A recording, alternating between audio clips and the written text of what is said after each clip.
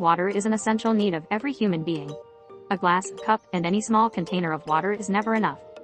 In our home, we used manual dispenser to dispense our water, instead of using the actual container to get a glass of our water.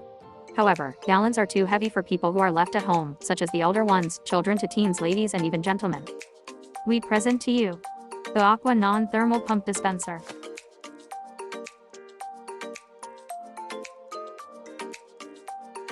Portability. People at home, offices, classrooms, and etc. can easily access to fill their water containers without struggling due to the fact that it's lightweight.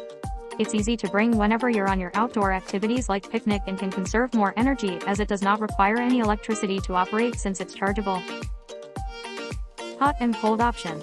There's no assurance to what specific temperature that the user needs every day, so this feature enables them to choose an option to what water temperature they want the water dispenser to dispense. This device has two buttons, the hot and cold, where it dispenses water to what specific temperature the user wants to drink. Automatic. This water pump dispenser will automatically dispenses water once it detects any kinds of water containers. It dispenses a specific amount of water that the users needs in order to avoid users wasting them.